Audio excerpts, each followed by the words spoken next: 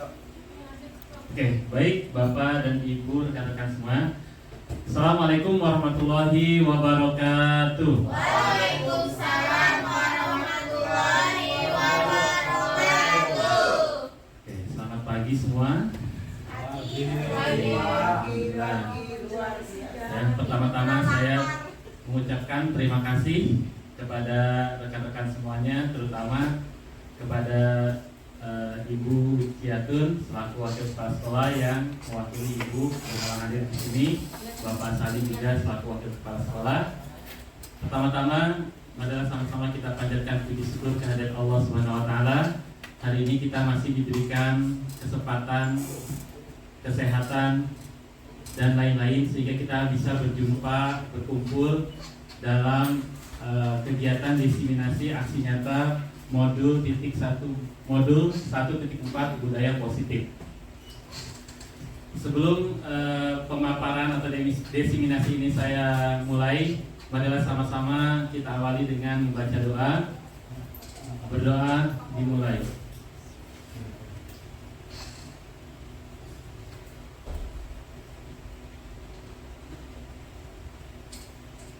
Doa selesai.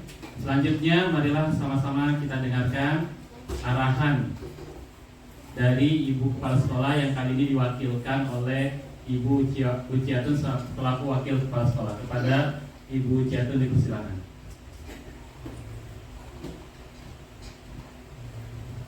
Ya, terima kasih Pak Ibnu atas kesempatannya yang diberikan kepada saya. Bismillahirrahmanirrahim. Assalamualaikum warahmatullahi wabarakatuh. Waalaikumsalam warahmatullahi wabarakatuh.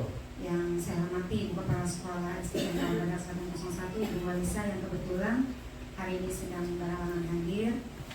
Saya hormati Bapak Salih selaku wakil Kepala Sekolah Bidang Kesiswaan. Yang saya banggakan Bapak dan Ibu Guru SDN Probadak 101.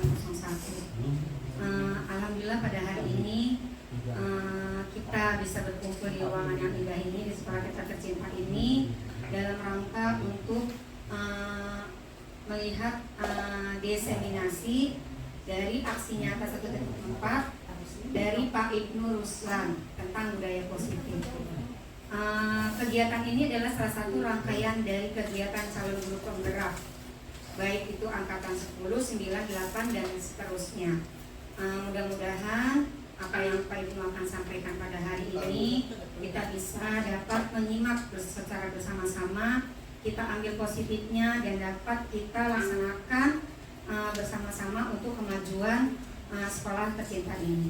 Bismillah Pak Ibnu, mudah-mudahan kegiatan hari ini lancar sampai seterusnya tanpa hambatan dan lulus dengan memberikan nilai dan prestasi yang baik buat sekolah. Teman-teman, segitu saja. Wabillahi taufiq wal hidayah. Wassalamualaikum warahmatullahi wabarakatuh. Waalaikumsalam.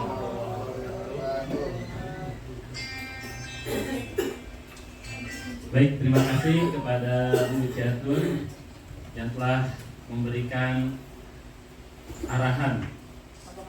Mudah-mudahan saya nantinya bisa termotivasi untuk bisa menyelesaikan pendidikan guru penggerak di angkatan 10 ini beserta dengan dua rekan yang lainnya.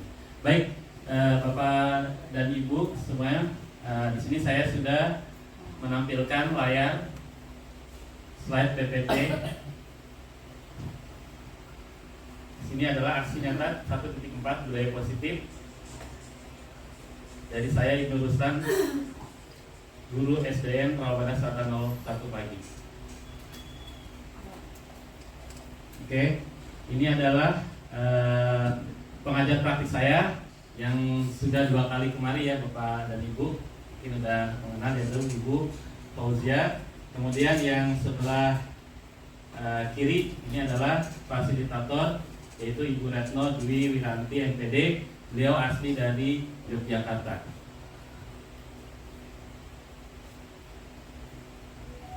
Nah, Bapak Ibu, marilah sama-sama kita jawab ya di sini. Lingkungan sekolah apa, seperti apa yang murid inginkan? Kira-kira seperti apa Bapak dan Ibu? Ya, Bu Mei.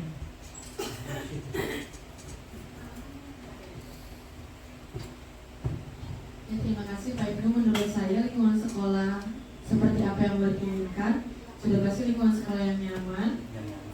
bersih, kemudian yang ramah. Oke. Terima kasih Bu Mai. Nyaman, bersih, dan ramah.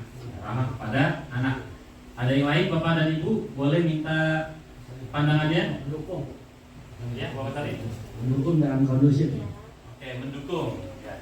Jadi lingkungan sekolah yang mendukung dan kondusif. Ada yang lain yang ingin menyampaikan gagasannya? Oke.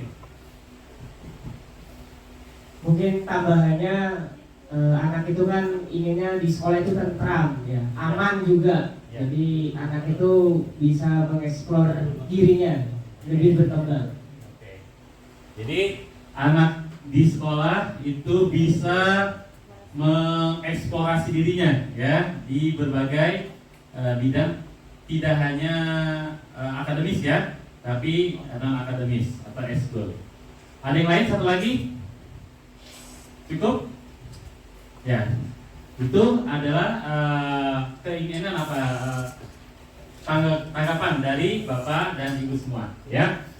Jadi memang lingkungan sekolah seperti yang tadi telah Bapak Ibu sampaikan adalah yang nyaman, bersih, kemudian apa lagi kondusif, yang mendukung ya, dan satu lagi adalah yang ramah terhadap anak. Jadi tidak ada lagi kata-kata yang tidak ramah ya. Baik, kita lihat slide berikutnya. Nah, di sini ada kutipan dari tokoh pendidikan nasional kita Ki Hajar Dewantara. Kita ambil contoh perbandingan dengan hidup tumbuh-tumbuhan ya, seorang petani. Nah, pada hakikatnya sama dengan kewajiban kita sebagai seorang pendidik. Ya, Bapak Ibu semuanya, yang menanam padi. Nah, di sini misalnya hanya dapat menuntun masing-masing murid. Oke, di sini ada lingkungan positif, ya, aman dan nyaman bagi murid. Tadi sudah disampaikan, ya. Kemudian murid memiliki kesempatan dan bebas dalam belajar, ya, artinya kebebasan atau merdeka. Dan murid mampu mengembangkan potensinya yang tadi Pak Sultan sampaikan. Jadi ini adalah lingkungan sekolah yang diinginkan oleh murid. Baik, lanjut kita lihat. Kemudian menciptakan lingkungan positif, kebiasaan atau karakter baik dan budaya positif. Ini adalah nilai kebaikan atau kebiasaan baik yang berpihak pada murid dan mendukung proses berkembangnya potensi yang ada pada diri murid. Jadi kita hanya menumbuh kembangkan, ya, tidak menjejalkan. Misalkan murid kita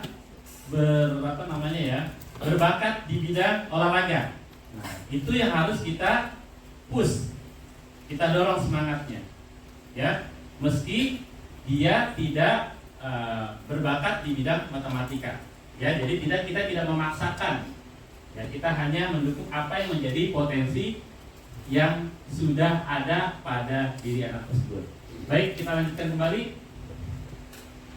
Nah, Bapak dan Ibu atau rekan semuanya, tujuan pembelajaran kita hari ini secara khusus adalah calon guru penggerak dapat menyampaikan pembelajaran dari penerapan konsep inti dari modul budaya positif serta pemahaman mereka mengenai konsep-konsep inti dalam modul budaya positif. Ini adalah tujuan pembelajaran khususnya. Oke, yang pertama adalah perubahan paradigma teori kontrol. Ada yang tahu Bapak Ibu teori kontrol? Pak Nur Hayat? Kontrol,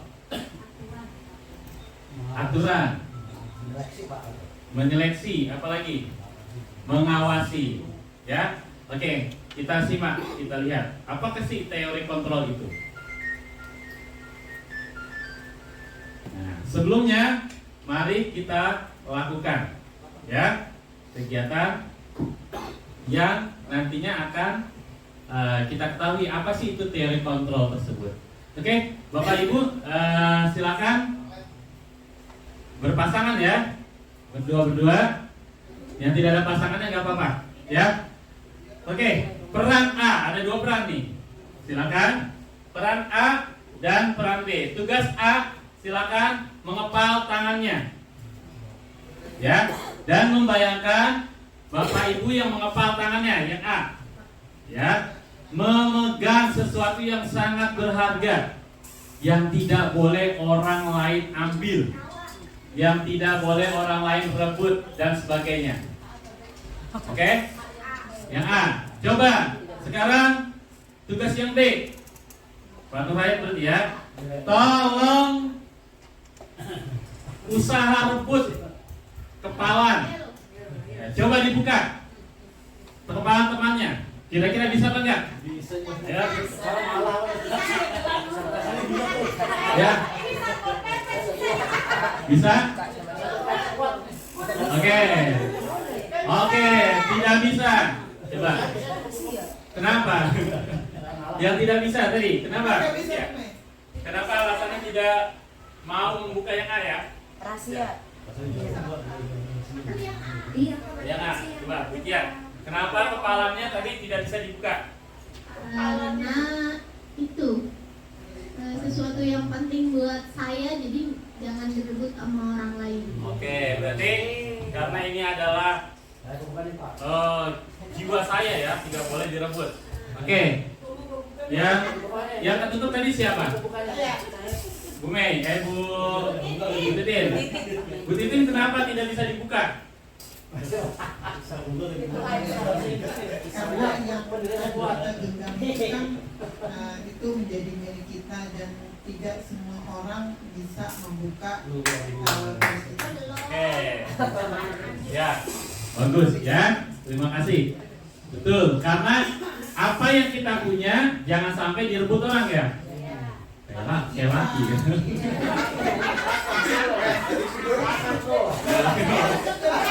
Ya. Oke, Bu Kelly tadi terbuka tidak? Kenapa? Anda bersikukuh menutup ya genggaman Anda.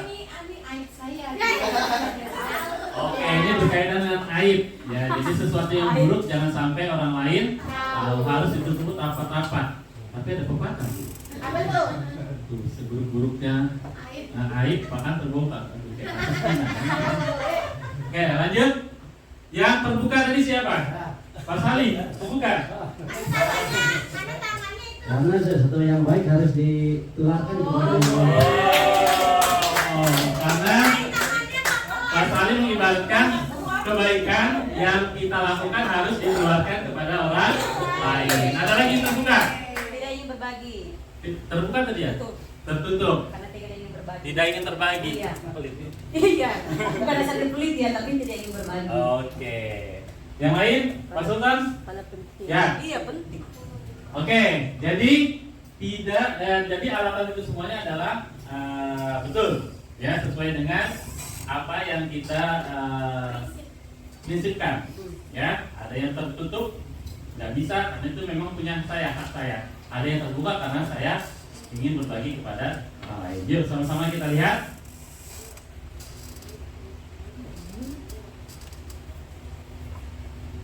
Oke, ya. Nah, di sini tadi sudah Bapak Ibu ungkapkan ya. Apakah Anda membuka terus kepala tangan Anda? Nah, mengapa sudah tadi? Nah, siapa yang memegang kendali kontrol? Nah, kan pertanyaannya, siapa yang memegang kendali atau kontrol untuk membuka atau menutup kepala tangan? Kita sendiri. Ya. Siapa? Yang A, artinya yang mengendalikan sendiri. Oke, berarti diri sendiri. Ya, betul. Jadi di sini yang hanya bisa mengontrol diri kita adalah diri kita sendiri. Apakah orang lain bisa? Bisa?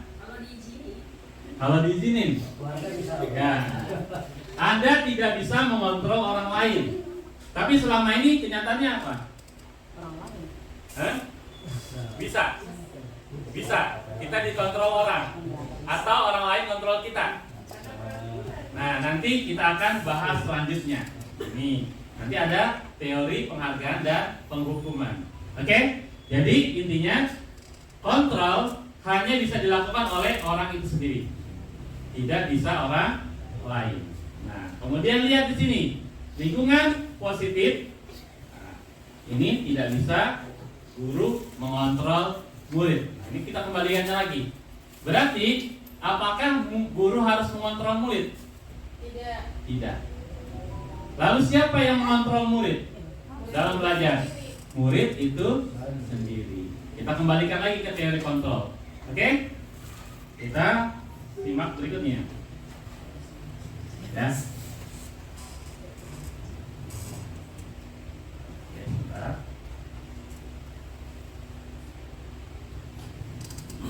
Menciptakan lingkungan positif, kebiasaan atau karakter baik, kemudian menghasilkan budaya positif. Jadi, yang pertama harus kita lakukan adalah menciptakan lingkungan yang positif. Tadi sudah kita sebutkan lingkungan positif di awal. Aman, nyaman, tentram, ramah, dan lain sebagainya. Nah, ini akan menjadi pembiasaan atau habit. Ya. Dan akan menumbuhkan karakter baik yang nanti akan berimbas kepada peserta didik atau murid kita sendiri dan membuahkan dari suatu yang namanya budaya positif. Coba kita lihat di sini, nilai kebaikan atau kebiasaan baik yang berpihak pada murid dan mendukung proses berkembangnya potensi pada murid. Ya, jadi kita harus mulai dari sekarang harus membiasakan menanamkan nilai-nilai kebaikan. Ya, supaya apa? Nanti menciptakan lingkungan positif, kebiasaan atau karakter baik dan nantinya akan menjadi pembudayaan. Ya, arti budaya itu adalah sesuatu yang menjadi identitas, karakter. Ya. Oke, kita lanjut lagi.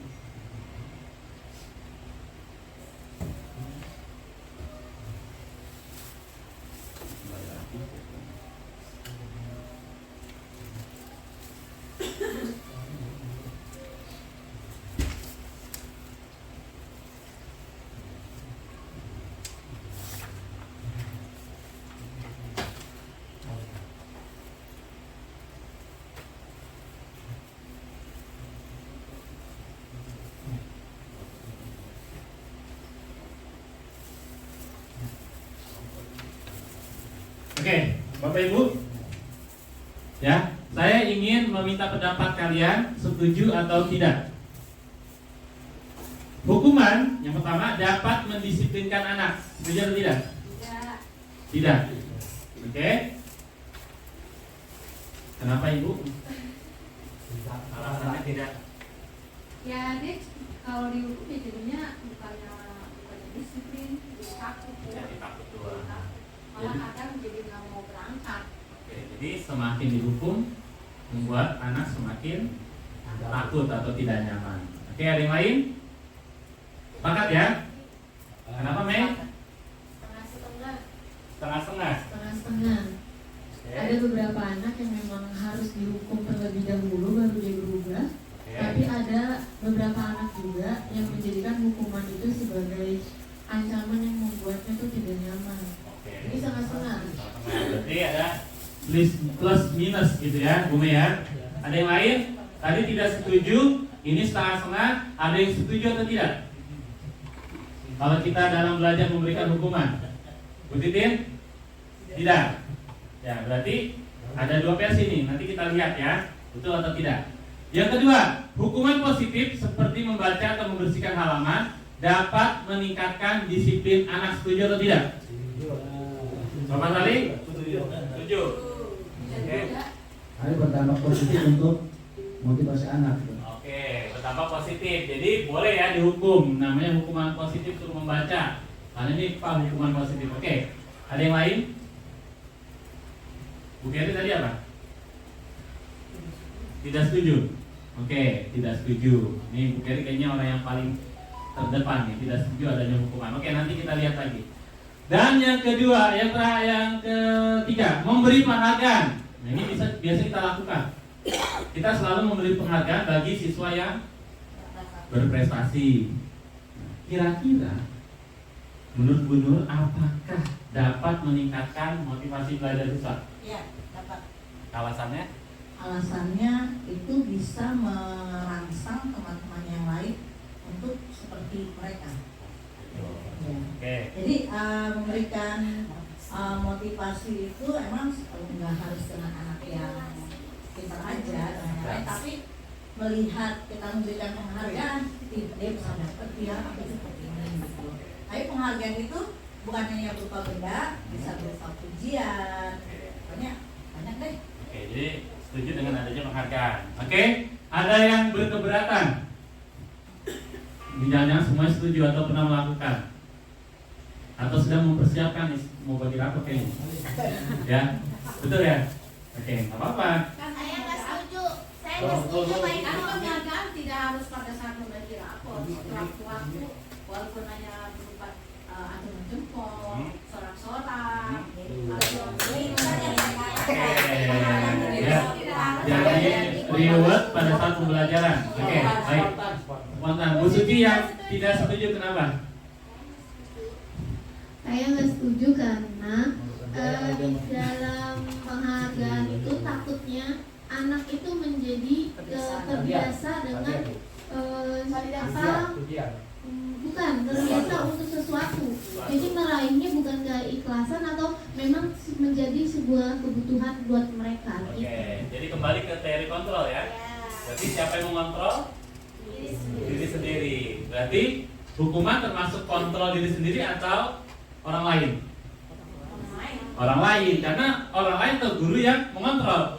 Nah, kebalikannya, penghargaan apakah bersumber dari siswa?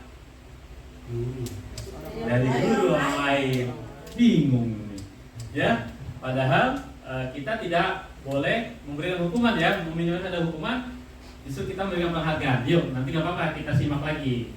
Ya, penjelasannya kenapa seperti ini. Nanti kembali ke teori kontrol yang suci ya, ada Bapak Ibu. Oke, kita lihat lagi.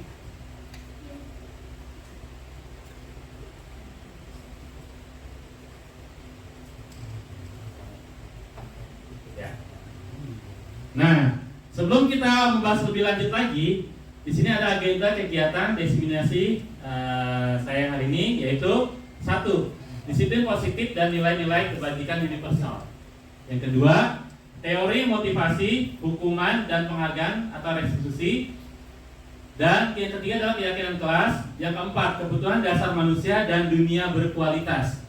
Yang kelima adalah restitusi, 5 posisi kontrol. Yang keenam adalah segitiga restitusi. Yang ketujuh, hubungan filosofi, Ki Hajar Dewantara dan budaya positif.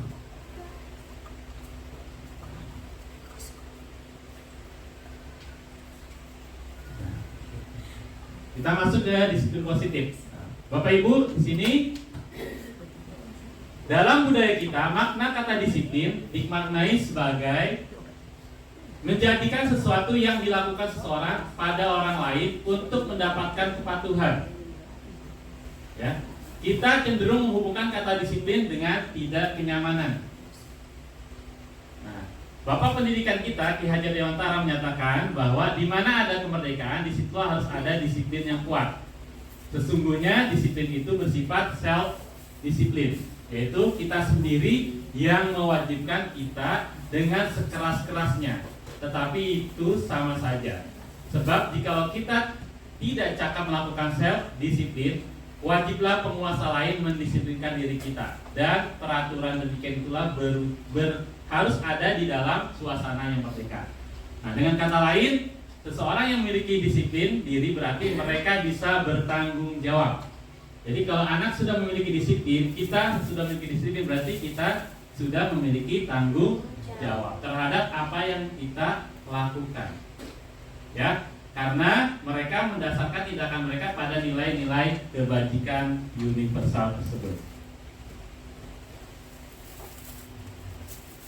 Oke, kemudian disiplin positif ini erat kaitannya dengan teori kontrol atau teori pilihan dari Dr. William Glasser. Oke, tadi kita sudah memahami makna disiplin Belajar kontrol diri dengan menggali potensi kita agar tercapai tujuan mulia, yaitu sesuatu yang menjadi seseorang yang kita inginkan berdasarkan nilai-nilai yang kita hargai. Kemudian semua perilaku memiliki tujuan, teori motivasi, ya, untuk menghindari hukuman, untuk mendapatkan imbalan. Ya, kemudian 5 posisi kontrol. Yang pertama, penghukum, pembuat rasa bersalah sebagai teman, pemantau, kemudian manajer. Dan yang selanjutnya adalah 5 kebutuhan dasar manusia, ya, bertahan hidup, penguasaan, kasih sayang dan rasa diterima, kesenangan dan kebebasan. Bapak Ibu bisa lihat di sini bagiannya, ya, dari teori kontrol atau teori pilihan Dr. William Glasser.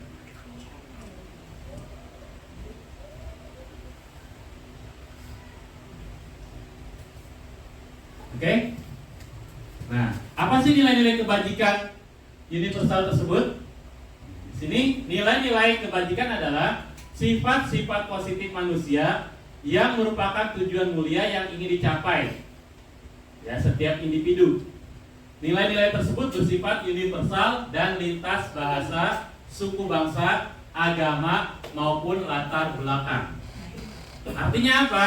Nilai-nilai kebajikan ini tidak terikat oleh itu. Ya, tidak terikat oleh siapa orangnya, dari mana bangsanya, agamanya apa, tidak. Itu adalah nilai-nilai yang dipakai oleh semua kalangan, bahkan di dunia.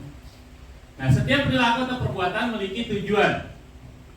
Ya, menurut Dr. William Glasser pada teori kontrol 1984, dengan mengaitkan nilai-nilai kebajikan yang diyakini seseorang, maka motivasi intrinsiknya akan terbangun, sehingga menggerakkan motivasi dari dalam untuk dapat mencapai tujuan mulia yang diinginkan. Nah, nilai-nilai kebajikan yang ingin dicapai oleh setiap anak Indonesia kita kenal dengan profil pelajar Pancasila. Ya, Bapak Ibu sudah dengar kan? Sudah menggaung-gaungkan dan sudah kita terapkan di sekolah, ya, dengan menerapkan kurikulum Merdeka. Nah, di sini ada 6 dimensi. Yang pertama, beriman, bertakwa kepada Tuhan Yang Maha Esa dan berakhlak mulia. Yang kedua, mandiri, bernalar kritis.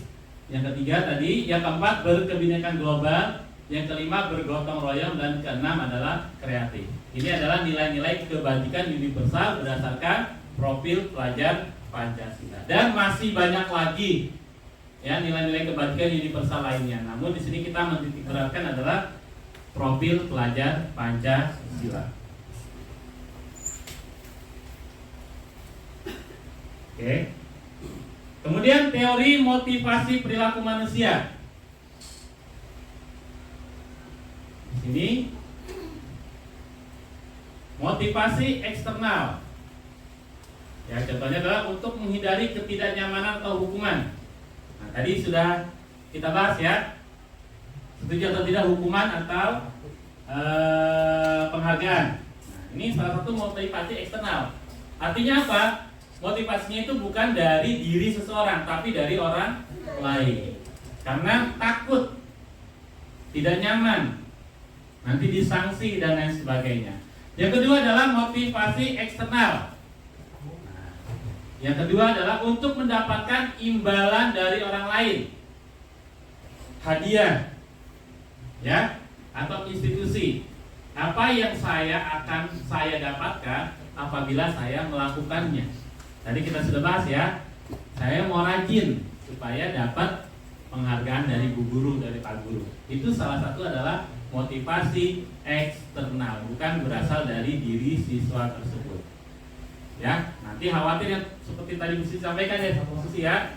Kalau kita lupa hari ini tidak membawa hadiah ataupun apa, nanti anak bisa apa, Bu? Kembali malas atau menuntut akhirnya. Jadi tidak dengan diri sendiri atau kesadarannya sendiri untuk melakukan nilai-nilai kebaikan atau kebajikan.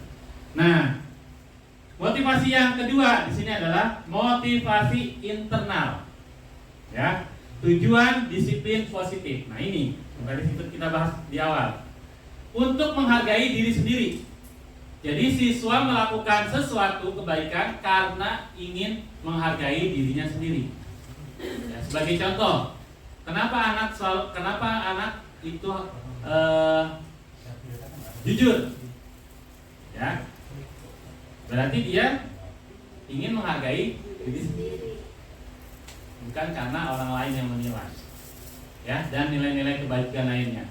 Nah, saya akan menjadi contohnya. Saya akan menjadi orang yang seperti apa bila saya melakukannya. Ya, saya ingin menjadi orang seperti apa bila saya melakukannya. Nah, ini adalah teori motivasi internal. Oke, kita masuk. Nah, hukuman yang tadi ya, konsekuensi restitusi. Ini ada 3 jenis. Ya, hukuman, konsekuensi, restitusi. Oke, sekarang pertanyaannya adalah apa sih perbedaan hukuman dan konsekuensi? Bapak Ibu, mohon ada yang bisa menyampaikan gagasannya? Bu Tarkia, apa bedanya hukuman dengan konsekuensi? Tadi kita sudah membahas sedikit ya sebelumnya. Bisa? Oke.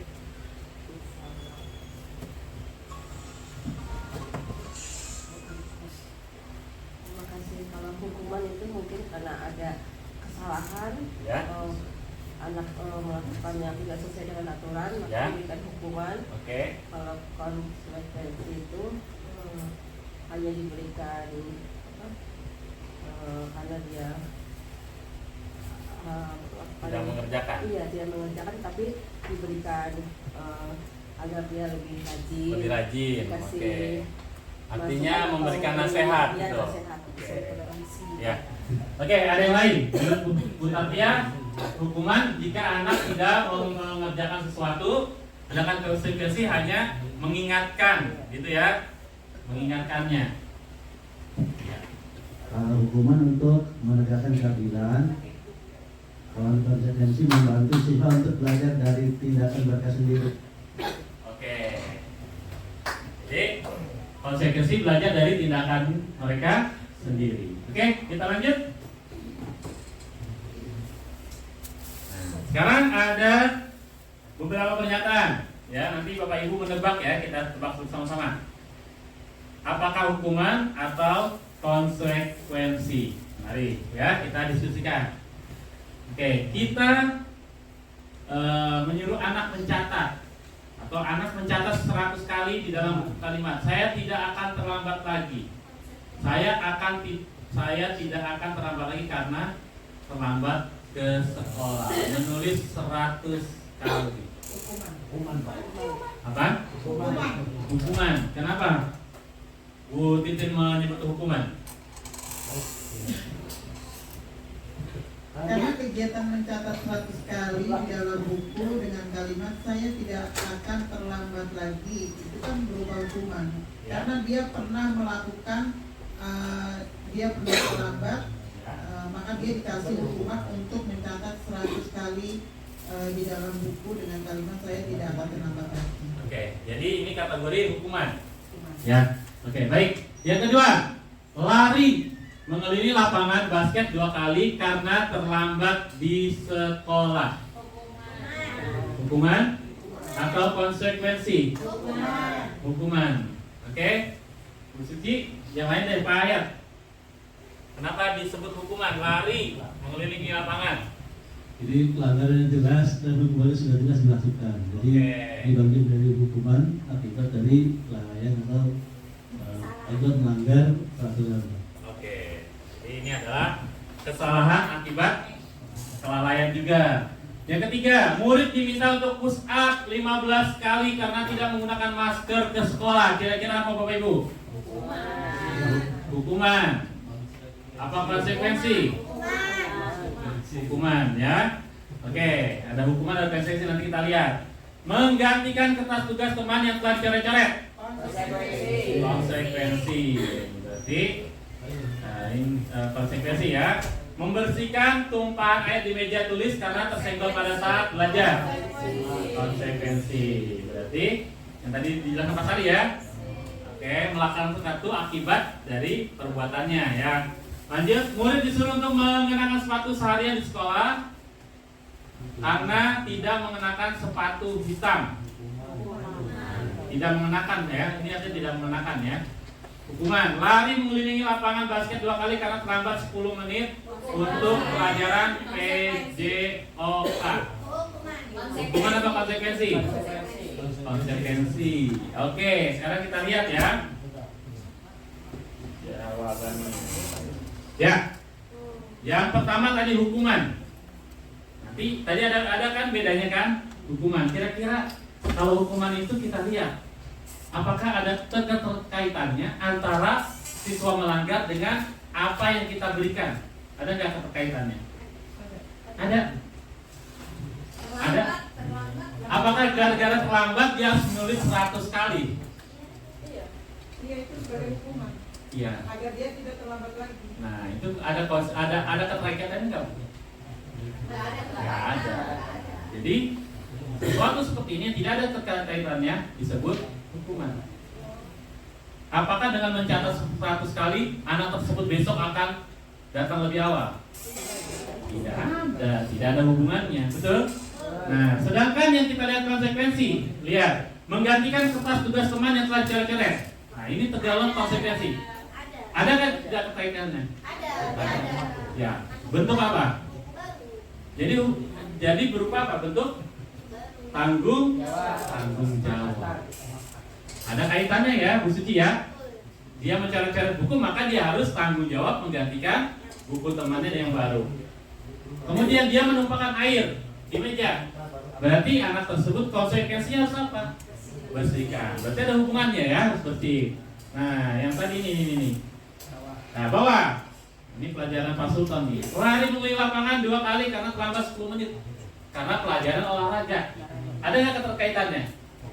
Ada sebagai buat kesepakatan. Ya, ada keterkaitannya karena ini pelajaran dan anak tersebut sudah terlambat. Mungkin 10 menit itu anak sudah melakukan pemanasan. Nah, sedangkan yang pertama, lari mengelilingi lapangan basket 2 kali karena terlambat hadir di sekolah atau terlambat masuk kelas. Tidak ada hubungan. Jadi itu ya perbedaannya hukuman dengan konsekuensi. Oke, apakah dua-duanya ini motivasi berasal dari diri eksternal atau internal? Eksternal. Dari eksternal, dari orang lain.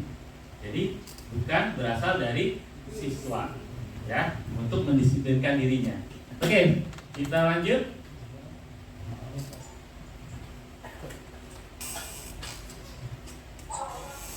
Ya, nah ini perbedaan yang tadi kita sudah sampaikan.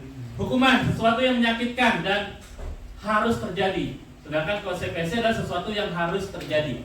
Hukuman membuat anak sakit, fisik maupun hati, sebel nanti sama kita untuk jangka waktu yang lama.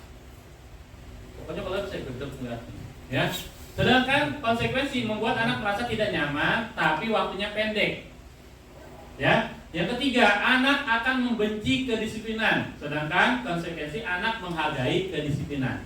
Hukuman merupakan paksaan, sedangkan konsekuensi adalah stimulus dan tanggapan. Hukuman mendorong anak menyakiti diri sendiri, sedangkan konsekuensi mendorong anak agar mudah menyelesaikan diri. Kemudian hukuman konsep diri yang buruk, konsekuensi konsep diri yang baik. Hukuman anak belajar untuk menyembunyikan kesalahan, sedangkan konsekuensi adalah anak belajar untuk mematuhi peraturan. Hukuman marah, rasa bersalah, dipermalukan, merasa tidak dihargai kalau kita memberikan hukuman ke anak. Nah, sedangkan konsekuensi adalah adanya kehilangan hak. Nah, dibuat tidak nyaman, diasingkan, tapi waktunya sementara. Ya. Kemudian kita lihat. Nah, lalu restitusi itu apa? Nah, di sini restitusi adalah proses menciptakan kondisi bagi murid untuk memperbaiki kesalahan mereka, sehingga mereka bisa kembali pada kelompok mereka dengan karakter yang lebih kuat. Restitusi juga merupakan proses kolaboratif yang mengajarkan murid untuk mencari solusi untuk masalah mereka dan membantu murid berpikir tentang orang seperti apa yang mereka ingin menjadi atau tujuan mulia, dan bagaimana mereka harus memperlakukan orang lain. Nah, ini diambil dari Gosen tahun 2004. Ya, jadi kita kembalikan lagi kepada diri anak tersebut. Ya, anak mau seperti apa dan anak harus melakukan apa untuk memperbaiki kesalahannya. Oke, di sini tabel identitas sukses disiplin, kemudian identitas gagal adalah hukuman. Ya, Bapak Ibu semua bisa lihat di sini. Oke, restitusi sesuatu restitusi adalah merupakan pilihan, sedangkan konsekuensi sesuatu harus terjadi, hukuman sesuatu yang menyakitkan. Tadi kita sudah bacakan ya. Nah, kita lihat lanjut. Restitusi menguatkan untuk murid anak dalam jangka waktu yang panjang.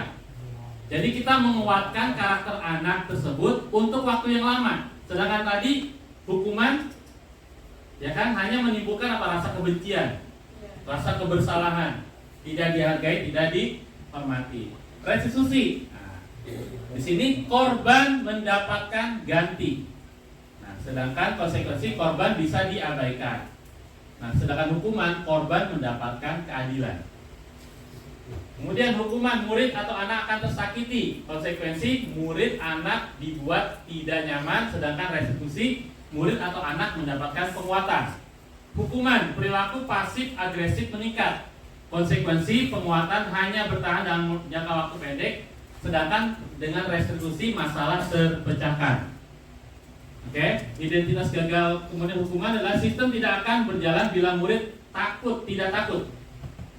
Sedangkan konsekuensi memerlukan monitoring dan supervisi terus-menerus dari guru. Sedangkan restitusi murid belajar bertanggung jawab untuk perilakunya. Oke, kemudian berlaku hanya pada sebuah institusi, tidak berlanjut pada kehidupan nyata untuk hukuman.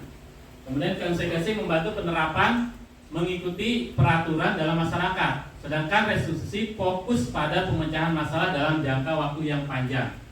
Nah, hukuman. Nah, ini dengan menggunakan peraturannya adalah titik-titik, kamu harus, pokoknya kamu harus, ya. Penekanannya harus. Sedangkan konsekuensi di sini apa peraturannya? Mampukah kamu melakukannya? Terima kasih. Nah, sedangkan dengan cara restitusi kita bisa melontarkan pertanyaan, apa yang kamu yakini? Ya kan?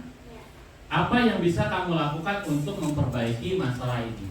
Contohnya jika anak terlambat. Ya, apa yang kamu yakini dari keyakinan kelas yang kita telah buat? Apa nanti yang bisa kamu perbaiki? Jadi kita tidak menyalahkan murid. Justru murid sendiri nanti yang mencari kesalahannya dan bagaimana dia memperbaikinya ke depan. Ya, itu bedanya. Dan yang terakhir, murid atau anak akan membenci peraturan jika dihukum. Sedangkan konsekuensi murid dan anak akan menghormati peraturan, dihormati peraturannya. Nah, sedangkan dengan cara restitusi, murid atau anak menghormati dirinya sendiri dan orang lain. Ini lebih tinggi tingkat keberhasilannya. Nah, ini bisa kita lihat, hukuman merupakan sesuatu negatif. Konsekuensi adalah netral, tidak ke kanan dan ke kiri. Sedangkan restitusi adalah perilaku positif atau membudayakan positif. Baik, Bapak Ibu, sudah bisa dimengerti, dipahami? Ya, nah, pertanyaannya, mana yang lebih kita gunakan selama ini? Apakah hukuman, konsekuensi, atau restitusi? Restitusi, Bapak ya. Alhamdulillah. Ada yang hukuman terus, hukuman bahwa sesuatu tergantung, atau lebih banyak menggunakan konsekuensi ya. Lebih banyak menggunakan konsekuensi. Tapi di sini termasuk disiplin identitas sukses. Tapi nanti kita bisa mulai melakukan restitusi. Ya. Oke. 9 ciri-ciri restitusi. 1. Bukan untuk menebus kesalahan, namun untuk belajar dari kesalahan. Yang kedua, memperbaiki hubungan. Yang ketiga, tawaran bukan paksaan. Yang keempat, restitusi menuntun untuk melihat ke dalam diri. Yang kelima, restitusi mencari kebutuhan dasar yang mendasari tindakan. Keenam, restitusi diri adalah cara yang paling baik. Yang ketujuh, restitusi fokus pada karakter bukan tindakan. Yang kedelapan, restitusi fokus pada solusi. Jadi mencari jalan keluar. Yang kesembilan, restitusi mengembalikan murid yang berbuat salah pada kelompoknya. Tujuannya agar dia tidak merasa disalahkan, ya justru mereka nanti akan diterima lagi kepada kelompoknya. Oke. Ya. Bapak Ibu mau lanjut apa kita joget dulu nih? Joget dulu ya. Kita ice breaking ya. Oke, baik. Ya, ice breaking dulu ya Bapak Ibu ya. Ayo. Ya.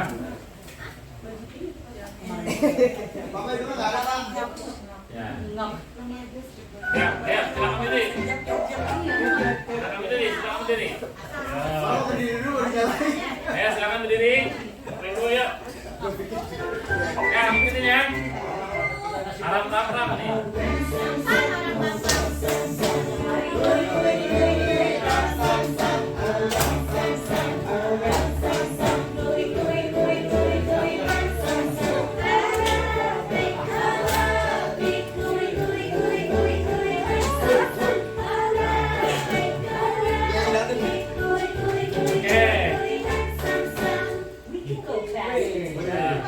Lebih cepat ya.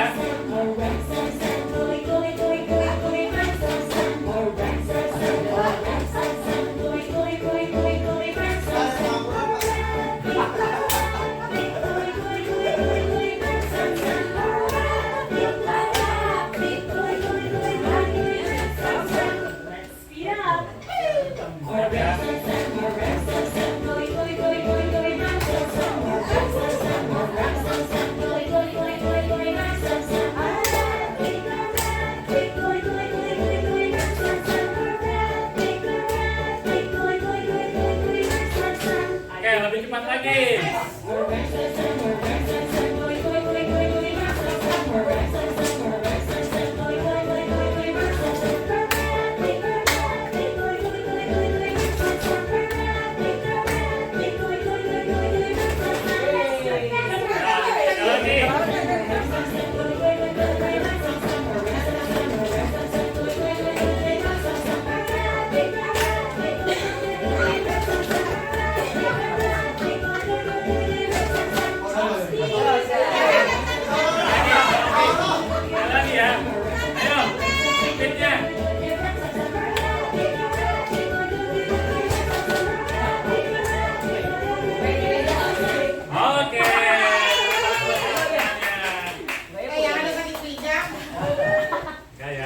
Kemarin dia nggak boleh memuntah. Ya terus dilahirkan Mas Ali kan tetap itu ada dokter. Pas Ali kayaknya malah lagi dia. Dia lipat berapa lagi dia Oke. Baik, Bapak Ibu rekan semuanya, tadi kita sudah membahas tentang perbedaan hukuman, konsekuensi dan restitusi. Dan kita lanjut kepada 5 kebutuhan dasar manusia. Ya. Jadi ada 5 kebutuhan dasar manusia yang wajib dipenuhi. Ya, ini berkaitan dengan kita sendiri ataupun anak-anak. Yang pertama adalah kebutuhan bertahan hidup. Jadi kita harus butuh bertahan hidup atau survival. Yang kedua adalah butuh kasih sayang, artinya disayang. Kemudian dan diterima oleh komunitas atau kelompoknya. Yang ketiga adalah butuh kekuasaan atau power. Kemudian yang keempat kesenangan atau fun, dan yang terakhir adalah butuh kebebasan. Nah, ini nanti berkaitan erat dengan pembelajaran di kelas. Baik, kita lanjut. Nah, selanjutnya keyakinan sekolah atau kelas. Pertanyaannya, mengapa keyakinan kelas bukan peraturan kelas? Ada yang bisa menyampaikan? Mengapa harus keyakinan kelas bukan mengapa tidak peraturan kelas atau kontrak pembelajaran? Ada yang bisa, Bu Mas Ali? Oke, Bu Melisa. Terima kasih Pak Ibnu. Ya. Kalau menurut saya, keyakinan kelas itu lebih kepada dua belah pihak. Dua belah pihak. Ya. Guru bertanya kepada siswa, Oke. dan nanti siswa berdiskusi bersama dengan guru. Oke, terus. Kalau peraturan kelas itu lebih kepada hanya satu keberpihakan saja, lebih ke aturan yang sudah ditetapkan. Artinya tidak ada apa namanya? Kayak kolaborasi, Kesepakatan, tidak ada kolaborasi. kesepakatan. Oke. Baik, Bapak Ibu yang lain setuju? Jadi keyakinan adalah sesuatu yang dibuat berdasarkan hasil kesepakatan diskusi. Jadi tidak ada pihak yang dirugikan, melainkan sama-sama nanti menguntungkan ya. Sedangkan kontrak atau peraturan kelas adalah sesuatu yang sudah ada tanpa didiskusikan terlebih dahulu. Artinya satu pihak tidak dilibatkan. Itu kan? Oke, sekarang kita lihat. Betul tidak? Ya.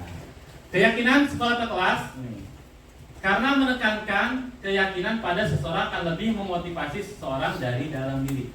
Jadi kita membuat keyakinan kelas berdasarkan dari anak-anak tersebut. Anak-anak mau apa? Saya mau disiplin Pak. Oke, seperti apa disiplinnya? Saya harus datang tepat waktu.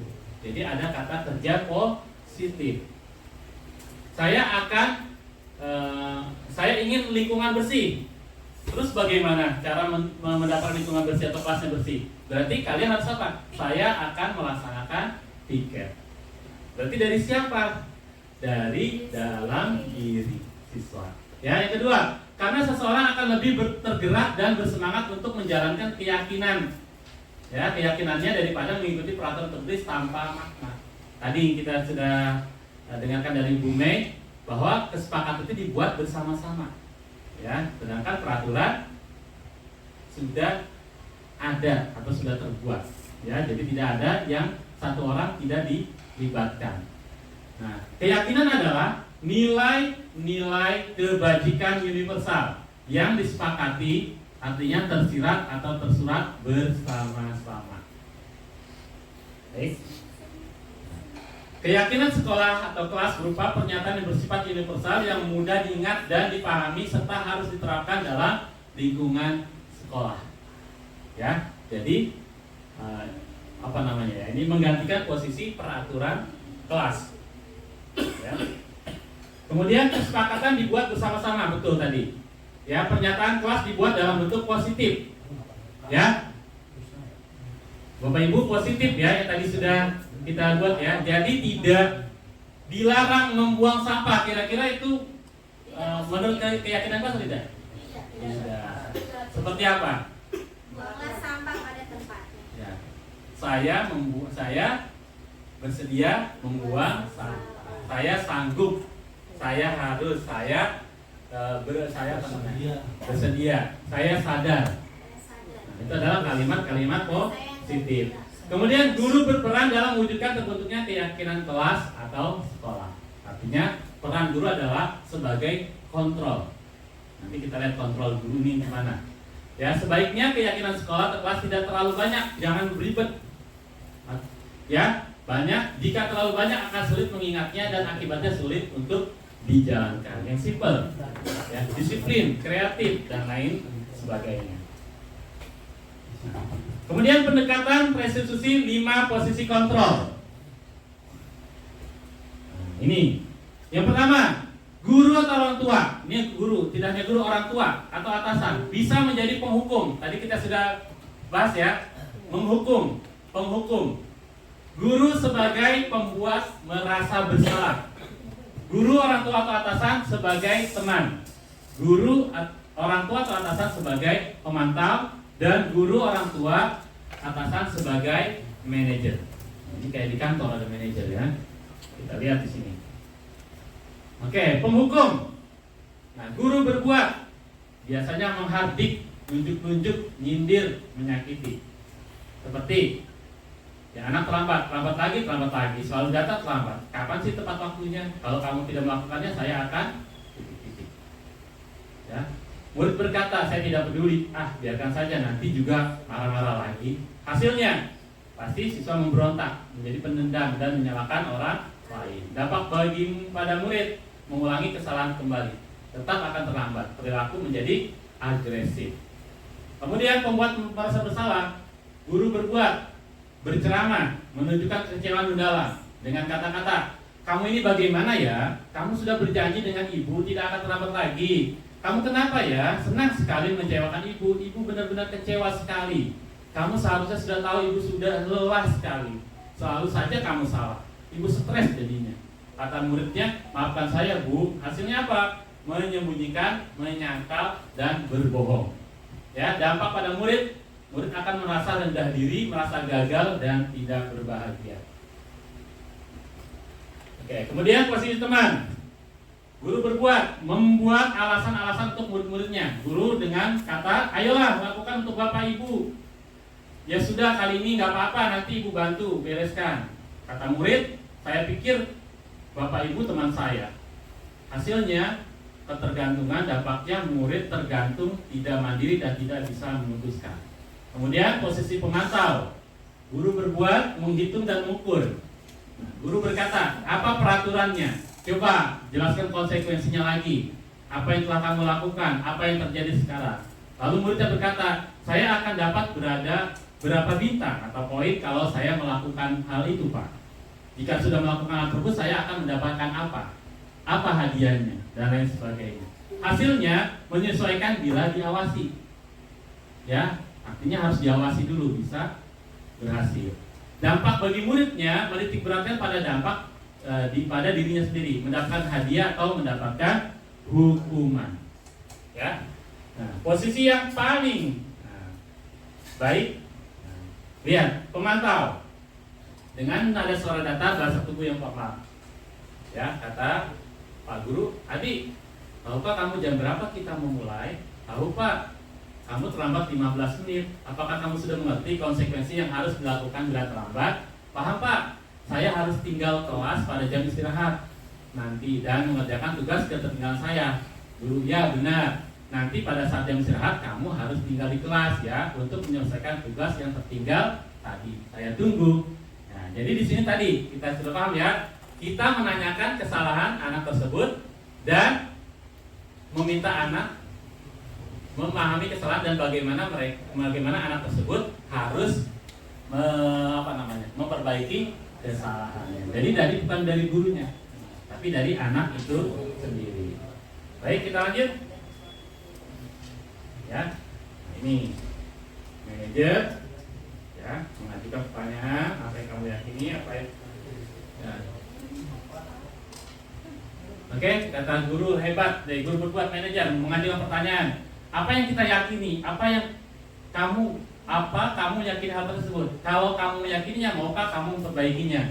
Kalau kami memperbaikinya, jadi kira-kira hal tersebut akan menggambarkan apa tentang dirimu? Kata murid berkata, bagaimana caranya agar saya bisa memperbaiki keadaan ini? Saya akan memperbaiki masalah ini dengan titik-titik. Dengan cara apa?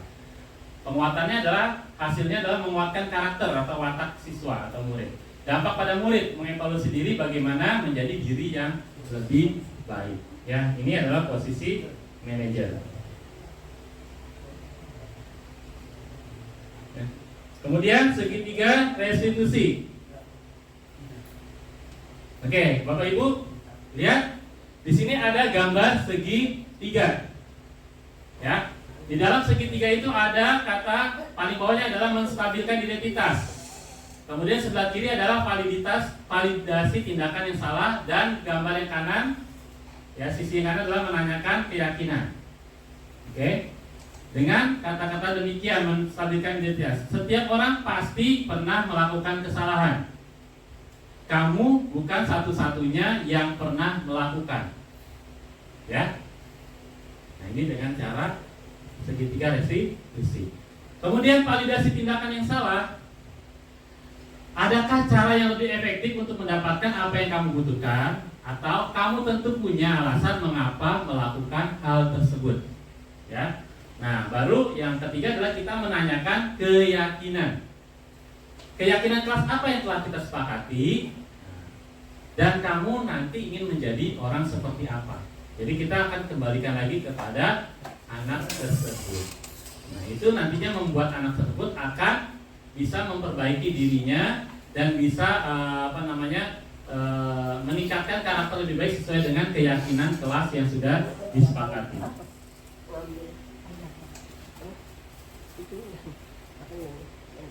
Oke.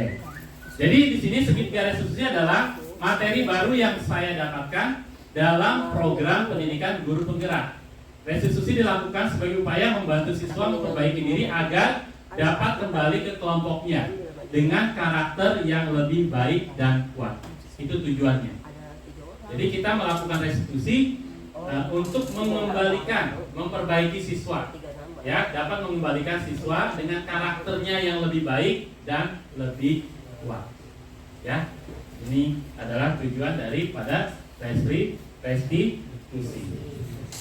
Bagaimana cara langkah-langkah segitiga restitusi? Yang pertama tadi sudah dijelaskan, menstabilkan identitas. Yang kedua, validasi tindakan yang salah. Yang ketiga, menanyakan keyakinan. Ya, menstabilkan identitas untuk membuat anak merasa gagal karena berbuat salah menjadi positif.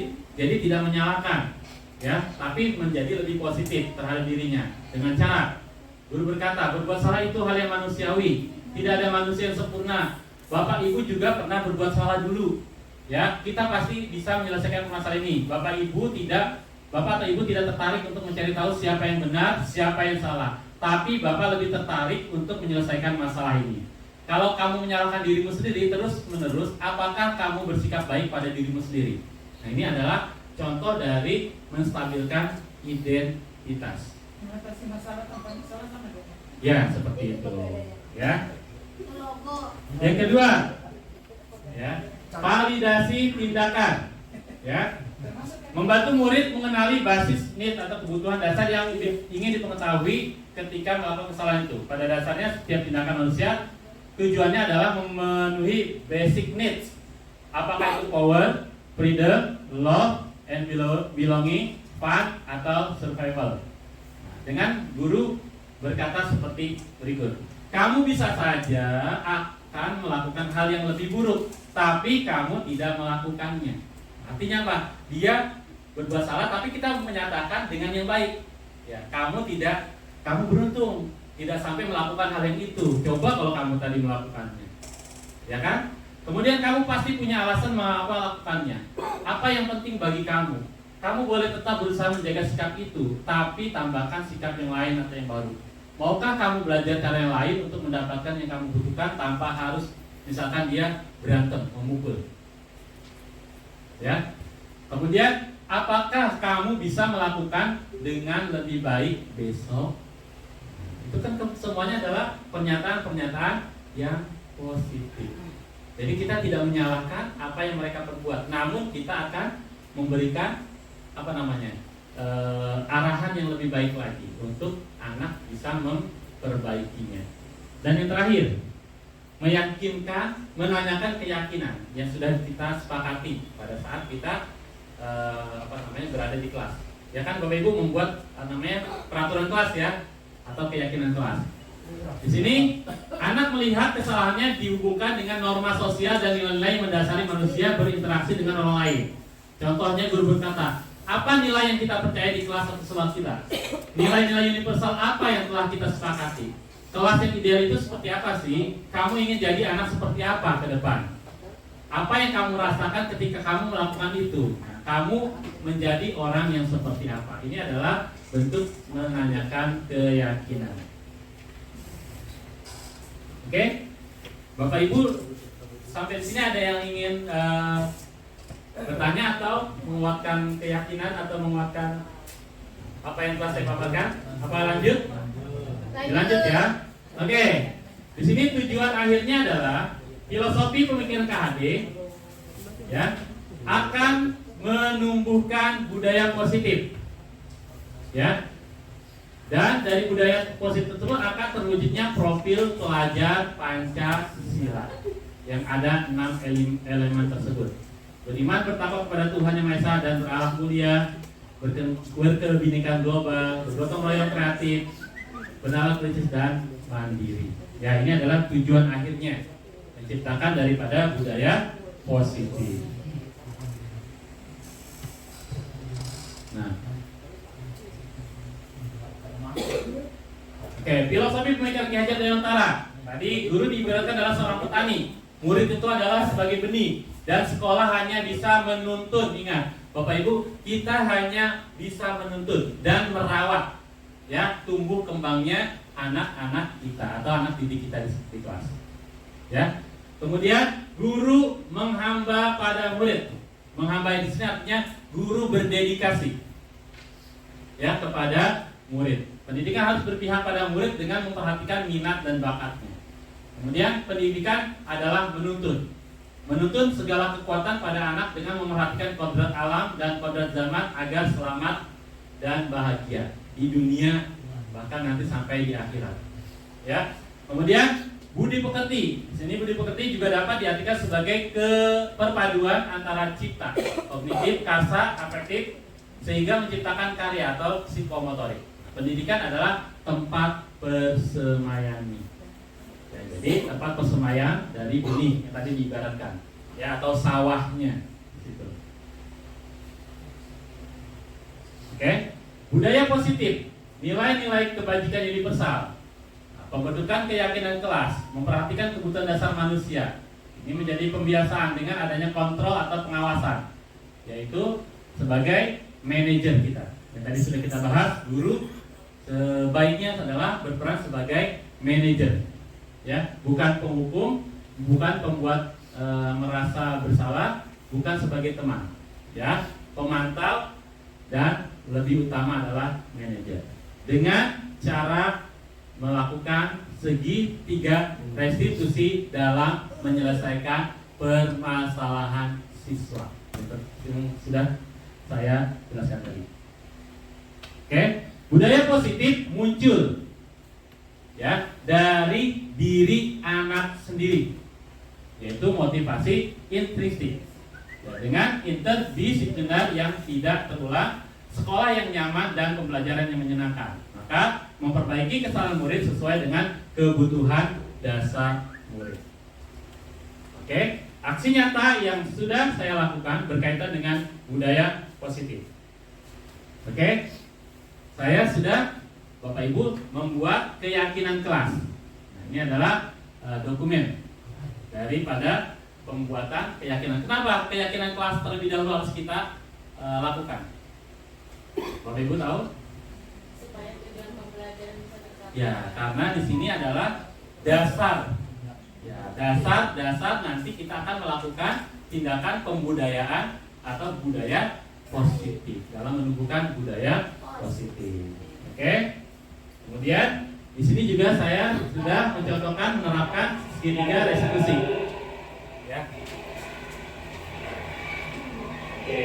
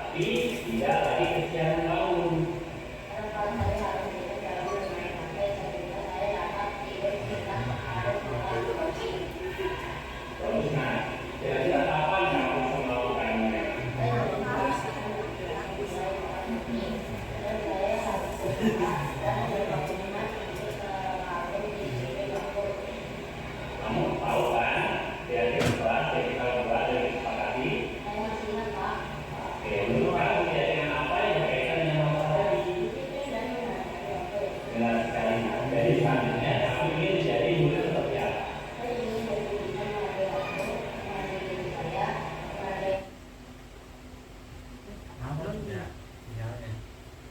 Ya.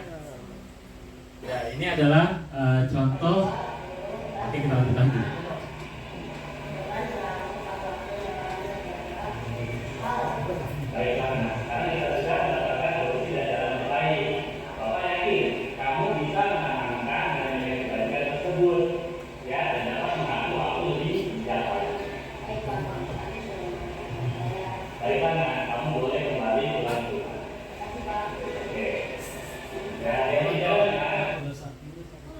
Ya, nah ini adalah bisa nggak seperti ini Bapak Ibu? Memang sepertinya agak ini, tapi adakah hukuman atau konsekuensi di sini? Tidak ada ya. Anak kita bersalah, tapi kita tidak menyalahkannya. Tapi justru kita menggali kesalahan dari anak sendiri dan bagaimana anak tersebut bisa memperbaikinya di kemudian hari dengan mengembalikan lagi menanyakan keyakinan kelas yang sudah kita buat sebelumnya. Oke, Bapak Ibu, sebelum saya tutup, ada yang ingin ditanyakan? Sudah mengerti tentang materi budaya positif? Oke. Mudah-mudahan apa yang telah saya sampaikan ini tidak hanya diri saya sebagai calon guru penggerak yang menerapkan. Saya ingin mengimbaskan kepada Bapak Ibu guru semuanya dengan cara-cara seperti yang barusan. Mungkin cara-cara saya ini mungkin tidak sempurna, nanti Bapak Ibu bisa mencari contoh-contoh lain seperti itu. Nah, dengan tujuan apa? Supaya kita menjadikan sekolah kita tadi yang pertama di awal, menjadikan sekolah kita yang aman, nyaman, ramah, tentram, disiplin, dan memiliki budaya positif yang lebih berpihak kepada Guru Bergerak Indonesia Maju. Bapak, saya cukupkan. Terima kasih banyak atas perhatian Bapak Ibu guru yang hadir di sini. Mohon maaf apabila ada kesalahan kata, kehilafan. Saya tutup dengan hamdalah. Assalamualaikum warahmatullahi wabarakatuh.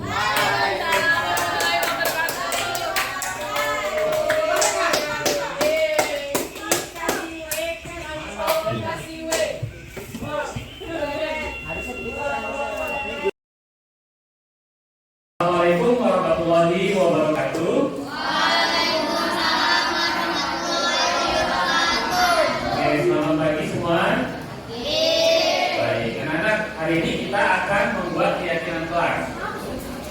Ya, ada yang tahu keyakinan kelas itu apa? Kesepakatan kelas. Oke, ada yang lain? Selain kesepakatan kelas, apa? Apa? Lagi? Oke, nggak apa-apa, nanti Bapak tekan. Betul.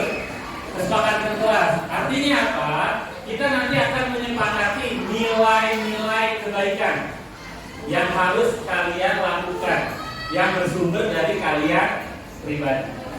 Paham?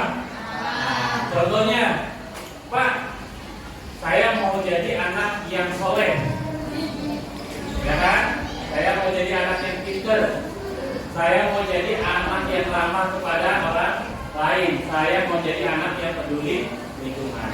Nah itu kan, itu adalah contoh-contoh kebaikan yang kita akan sepakati kalian akan laksanakan selama 1 tahun ke depan. Oke, sanggup? Sanggup? Oke, silakan. Tadi Bapak sudah bagikan posit. Silakan kalian tulis.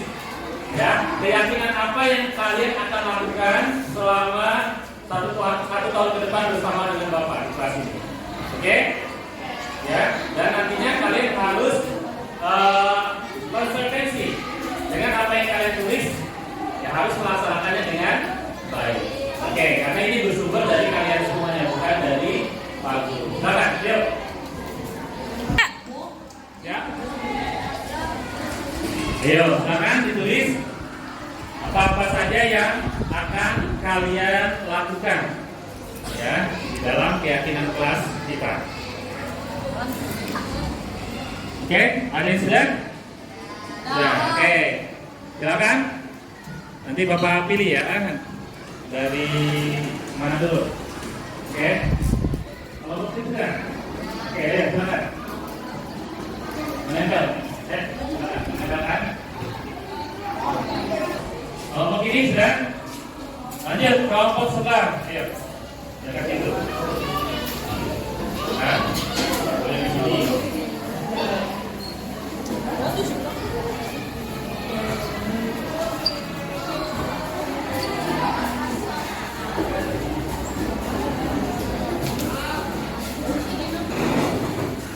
Oke, kelompok ini. Ya. Nah, ayo.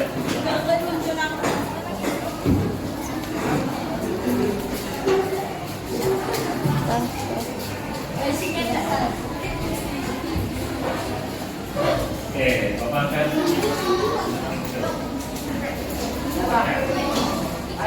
Oke, kelompok terakhir, yuk, silakan.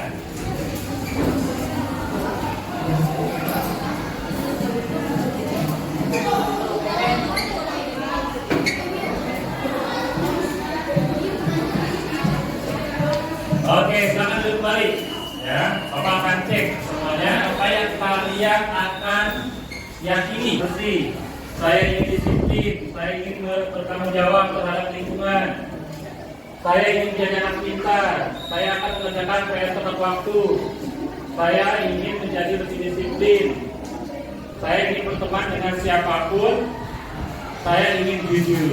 Oke, dari sini kita Bapak tulis aja ya. Yang kedua, bertanggung jawab. Oke, tadi PR ya, mengerjakan PR. Ya. Oke, peduli lingkungan. Oke, lingkungan. Apalagi? Saya ingin beriman. Oke, menjalankan agama ya, berarti beriman dan bertakwa. Ini harus rajin sholat ya, rajin ibadah. Apalagi? Tadi menghargai ya, saling menghargai. Apalagi? Jujur. Nah, ini jujur. Ya. Tadi ada sepertinya Bapak lihat, saya ingin lebih mandiri. Nah, bisa nggak mandiri? Ya, jadi mandiri. Oke, dan terakhir tadi, saya ingin membuat sesuatu yang baru. Apa tuh? Kreatif dan inovatif. Oke. Dan Oke, baik anak-anak semuanya. Nah, oke, kita ulang lagi. Keyakinan yang sudah kita sepakati dan yang harus kita laksanakan dengan penuh tanggung. Oke, kita ulang lagi. Yang pertama, saya akan. Oke, yang kedua, saya akan. Saya akan. Yang kedua, saya akan. Oke, saya akan. Saya akan. Yang ketiga, saya akan. Mandiri dan yang terakhir, saya ingin kreatif dan inovatif. Baiklah. Demikianlah kesepakatan yang kita buat. Nanti Bapak akan buat yang bagus ditempel di sini, ya, biar kita saling ingat memilih. Oke, demikian keyakinan kelas yang kita sudah sepakati hari ini. Mudah-mudahan kita semua bisa menjalankan. Bapak akhiri. Wassalamualaikum warahmatullahi wabarakatuh.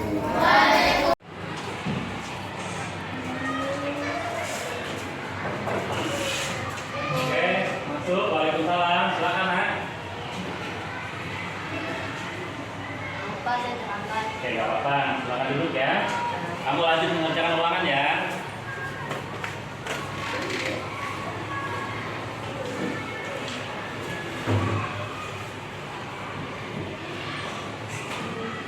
Oke. Ya betul Nak, silakan duduk.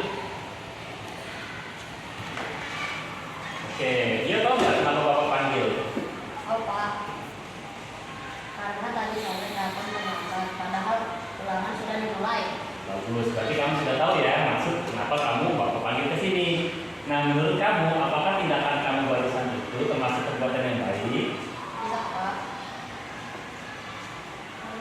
Saya minta maaf, saya salah. Ya, tidak apa-apa, karena setiap manusia pasti pernah melakukan kesalahan. Bapak pun juga pernah melakukan kesalahan seperti itu. Tapi di sini Bapak tidak mencari siapa yang salah. Ya, Bapak ingin mencari solusi dan jalan terbaik dari permasalahan ini. Nah, tentunya kamu punya alasan dong kenapa kamu melakukan hal tersebut, terlambat datang seperti tadi, dan kelihatannya kamu harus sudah dan coba ceritakan apa alasannya. Setelah belajar, saya saksikan bermain HP di kamar. Setelah malam Pak, kemudian tadi saya bangun pasiennya tidak seperti biasa. Ya, memang tidak salah jika kita mencari hiburan setelah belajar. Salah satu hiburan paling mudah dan menyenangkan adalah bermain HP. Namun, adakah solusi yang bisa kamu lakukan agar kamu bisa tetap bermain HP setelah belajar, tapi tidak lagi kesiangan bangun? Karena Pak, saya harus fokus dalam bermain HP sehingga saya dapat tidur sekitar separuh malam lagi. Bagus, nah. Kira-kira kapan kamu bisa melakukannya? Saya janji Pak akan melakukannya mulai malam ini, dan saya harus berusaha dan berkomitmen untuk selalu disiplin waktu. Kamu tahu kan keyakinan kelas yang kita buat dan disepakati? Saya masih ingat Pak, Oke, menurut kamu keyakinan apa yang berkaitan dengan masalah tadi? disiplin dan menghargai waktu. Benar sekali. Nah, jadi selanjutnya kamu ingin menjadi murid seperti apa? Saya ingin lebih bisa menghargai waktu, menghargai diri saya, menghargai orang tua, guru, dan teman-teman, dengan selalu tepat waktu dalam segala hal. Baiklah, nah sekarang kita sudah mendapatkan solusi dan jalan terbaik. Nah, Bapak yakin kamu bisa menanamkan nilai-nilai kebajikan tersebut, ya, dan dapat mengatur waktu lebih bijak lagi. Baik Pak, terima kasih sudah mengingatkan saya. Baiklah, nah kamu boleh kembali pulang ke rumah. Terima kasih Pak. Oke. Ya, hati-hati di jalan ya, Nak. Assalamualaikum warahmatullahi wabarakatuh. Nama saya Rafio dari kelas 5B. Saya merasa senang diajak berdiskusi dengan Pak Ibnu. Saya menyadari bahwa tindakan saya itu salah. Saya akan lebih bisa menghargai waktu dan lebih bijak memanfaatkan HP saya, sehingga saya lebih bisa menghargai diri saya dan juga orang lain. Saya bertekad tidak akan terlambat lagi ke sekolah. Terima kasih Pak Ibnu.